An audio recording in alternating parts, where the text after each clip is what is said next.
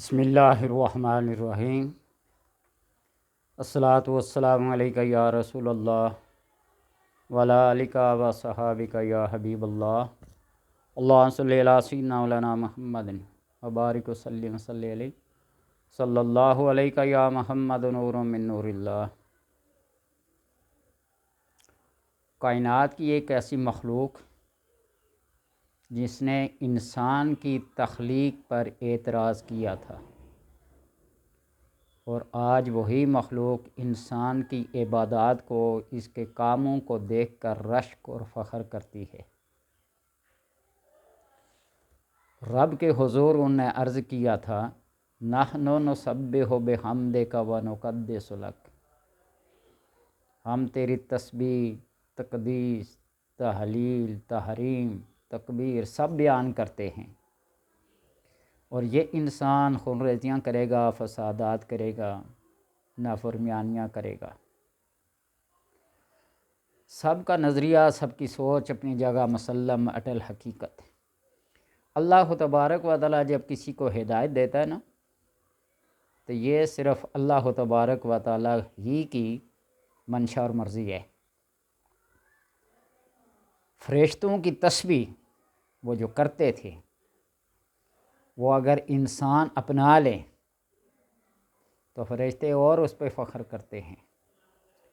نبی اکرم صلی اللہ علیہ وسلم کے پاس ایک سائل اپنی غربت و بے بسی کا سوال لے کر گیا، یا رسول اللہ صلی اللہ علیہ وسلم، دنیا میں پیٹھ پھیر لی، منہ اوڑھ لیا، اپنے پرائے سب بیگانے ہو گئے، غربت و افلاس کی وجہ سے جینا مشکل ہو گیا۔ تو آپ صلی اللہ علیہ وسلم فرمایا، کہاں گئی وہ فرشتوں کی تسبیح؟ کیوں نہیں تم اس کو اپناتے؟ سبحان اللہ و بحمدہ سبحان اللہ العظیم۔ ایک حدیث ہے، کلمتان خفیفتان علی اللسان ثقیلتان علی المیزان حبیبتان الی الرحمن۔ دو کلمات ایسے ہیں جو زبان پر بڑے ہلکے پھلکے ہیں، ثقیلتان علی المیزان، اور میزان پر، ترازو پر بڑے وزن والے ہوں گے، وحبیبتان الی الرحمن، اور اللہ کے نزدیک بڑے پسندیدہ اور بڑے محبوب ہیں۔ سبحان اللہ و بحمدہ سبحان اللہ العظیم۔ اس تسبیح اور اس تقدیس کو، اس وظیفے کو اگر کوئی بھی شخص اپنا لے، وہ محنت تو کرے گا رزق روزی کے لیے، لیکن اللہ تبارک و تعالیٰ اس کو اتنی وافر مقدار میں دے گا، سنبھال نہیں پائے گا۔ تھوڑی سی چیز میں اتنی برکت پیدا کر دے گا کہ اس کی ساری ضروریات زندگی اس سے پوری ہوتی رہیں گی۔ شرط یہ ہے محنت، عمل، یقین، اعتقاد۔ اور آج ہم اعتقاد اور یقین کے لحاظ سے اور اعمال کے لحاظ سے اتنے کمزور اور ذلیل ہو چکے ہیں کہ آپ اس کی مثال ہیں، یہ سمجھ لیں، عرب ممالک ٹرمپ کے استقبال کے لیے کتنی دولت خرچ کی اور کتنی فحاشی اور عریانی کو پیش کر کے اپنی قیمت لگوا لی کہ ہماری بس یہ اوقات رہ گئی ہے۔ ایک بزرگ جو اللہ پر ایمان رکھتا ہے، یقین رکھتا ہے، وہ ولایت کی اعلیٰ منزل پہ ہو، اور ایک عام انسان بھی اگر اپنے عمل کی وجہ سے غیرت، حمیت کو مد نظر رکھتے ہوئے کوئی عمل کرتا ہے، تو کیا پتہ اللہ تبارک و تعالیٰ کے ہاں ایک عام انسان کی عظمت اور عزت اس سے زیادہ ہو۔ کئی بزرگوں کے بارے میں یہ بات آئی ہے، تاریخی روایات ہیں۔ بڑے بڑے انگریز پروفیسر، بڑے بڑے ریاضی دان، بڑے بڑے فلاسفر، بڑے بڑے منطقی آئے، ان کے ساتھ ان کی بیگمات ہاتھ ملانے کی کوشش کی، ہاتھ تک نہیں ملایا۔ میرے علی شاہ صاحب کی زندہ مثال ہے، کئی اور ایسے بزرگان دین۔ ان انگریزوں نے کہا یہ ہماری بیگم ہے، آگے سے جمالات ہماری بیگم ہے، ہماری تو نہیں ہے نا۔ اور آج ان عربوں کی حالت دیکھ لیں، اس سعودیہ کے بادشاہ نے، جس کی ماں یہودن ہے اور اپنی ماں پہ اس کو بڑا فخر ہے، اور پھر عرب امارات کے ان شیخوں کو دیکھ لیں جنہوں نے ان کے استقبال کے لیے کیسا انوکھا طریقہ اختیار کیا۔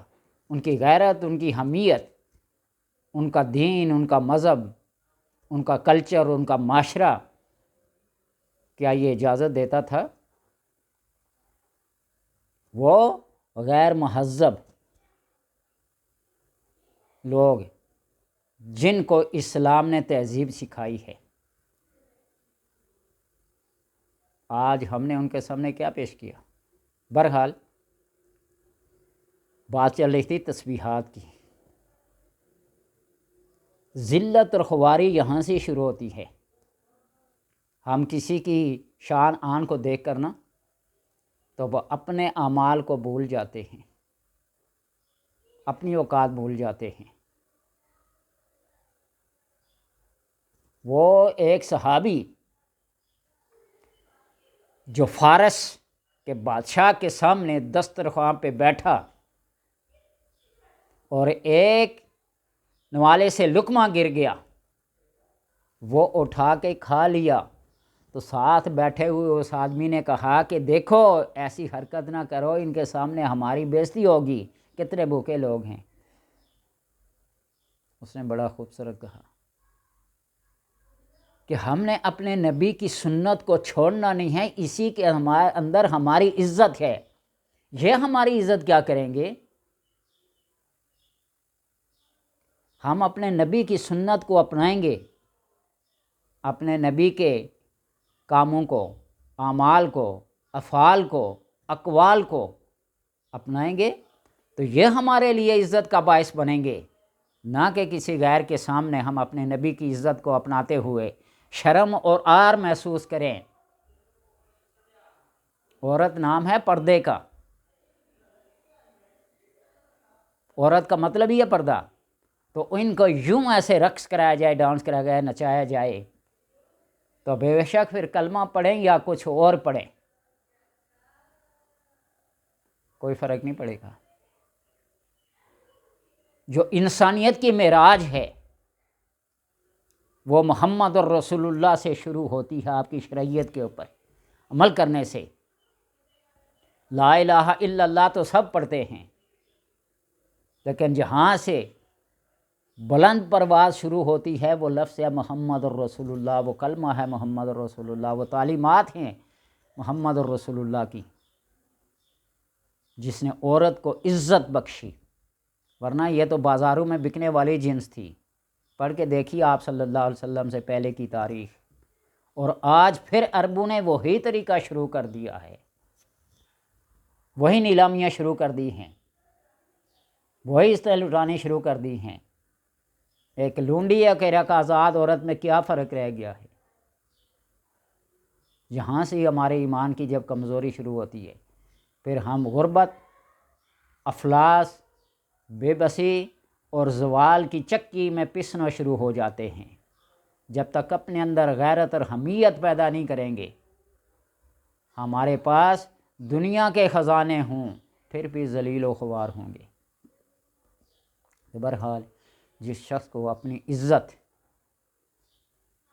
اپنی انا، اپنی حمیت اور غیرت پیاری ہو تو وہ فرشتوں والی تسبیح کو ہی اپنائے، سبحان اللہ و بحمدہ سبحان اللہ العظیم۔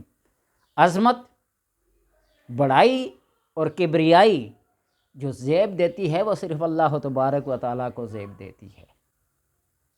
کسی بڑے کی یوں عزت کرنا، یوں استقبال کرنا، اس سے عزتیں نہیں بنتی. لوگ تھو تھو کرتے ہیں. زبردستی قبضہ کر کے کسی چیز پہ بیٹھ جانا، رشتہ داروں کو قتل و غارت کرا کے کسی جائیداد پہ قبضہ کر کے، کب تک یہ ایسا چلے گا؟ آئیے ہم اپنے اندر ایمانی غیرت، حمیت پیدا کریں تاکہ اللہ تبارک و تعالیٰ کے ہاں سرخرو آپ صلی اللہ علیہ وسلم کی بارگاہ کے اندر عزت اور احترام والے کہلائیں.